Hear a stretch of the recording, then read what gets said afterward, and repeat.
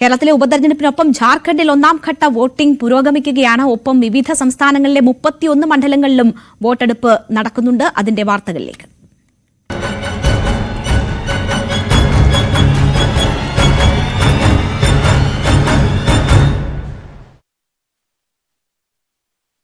ഘട്ടത്തിലെ 43 മണ്ഡലങ്ങളിൽ മികച്ച പോളിംഗ് പുരോഗമിക്കുന്നു. ഏറ്റവും അവസാനം ലഭ്യമായ കണക്കനുസരിച്ച് പോളിംഗ് 65% പിന്നിട്ടിട്ടുണ്ട്. മിക്ക ബൂത്തുകളിലും ഉച്ചയോടെ തുടങ്ങിയ തിരക്കിപ്പോഴും തുടരുന്നു. വിവിധ സംസ്ഥാനങ്ങളിലായി 31 നിയമസഭാ മണ്ഡലങ്ങളിലും വോട്ടെടുപ്പ് തുടരുകയാണ്. ബംഗാളിലെ 6 മണ്ഡലങ്ങൾ, രാജസ്ഥാനിലെ 7, ബീഹാറിലെ 4, കർണാടകയിലെ 3 മണ്ഡലങ്ങളിലും വോട്ടെടുപ്പ് പുരോഗമിക്കുകയാണ്. മഹാരാഷ്ട്രയിൽ പ്രചരണത്തിനായി എത്തിയ കേന്ദ്ര ഉപരിതല ഗതാഗത മന്ത്രി നിതിൻ ഗഡ്കരിയുടെ ഹെലികോപ്റ്റർ തെരഞ്ഞെടുപ്പ് ഉദ്യോഗസ്ഥർ പരിശോധിച്ചു. ഉദ്ധവ് താക്കറെയുടെ ഹെലികോപ്റ്റർ പരിശോധിക്കുന്നതുമായി ബന്ധപ്പെട്ട വിവാദങ്ങൾക്കിടയിലാണ് പുതിയ നീക്കം. യവത്മാലിയിലും ലാത്തൂരിലും താക്കറെയുടെ ബാഗുകൾ 2 തവണ ഉദ്യോഗസ്ഥർ പരിശോധിച്ചിരുന്നു.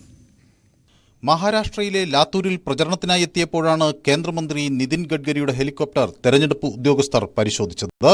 നിതിൻ ഗഡ്കരി ഇറങ്ങിയ ശേഷം ഉദ്യോഗസ്ഥർ ഹെലികോപ്റ്ററിൽ കയറുന്നതും ബാഗുകൾ പരിശോധിക്കുന്നതിന്റെയും ദൃശ്യങ്ങൾ പുറത്തുവന്നു. മാതൃകാ പെരുമാറ്റച്ചട്ടം പ്രാബല്യത്തിലുള്ള സാഹചര്യത്തിൽ വോട്ടർമാരെ ആകർഷിക്കാൻ സമ്മാനവും പണവും വിതരണം ചെയ്യുന്നത് തടയാൻ തെരഞ്ഞെടുപ്പ് ഉദ്യോഗസ്ഥർ പതിവായി സർപ്രൈസ് പരിശോധനകൾ നടത്തിയിരുന്നു. ഇതിന്റെ ഭാഗമായാണ് കേന്ദ്രമന്ത്രിയുടെ ഹെലികോപ്റ്ററും പരിശോധിച്ചത്. ശിവസേന UBT നേതാവ് ഉദ്ധവ് താക്കറെയുടെ ഹെലികോപ്റ്റർ യവത്മാലിലും ലാത്തൂരിലും വെച്ച് ഉദ്യോഗസ്ഥർ പരിശോധിച്ചിരുന്നു.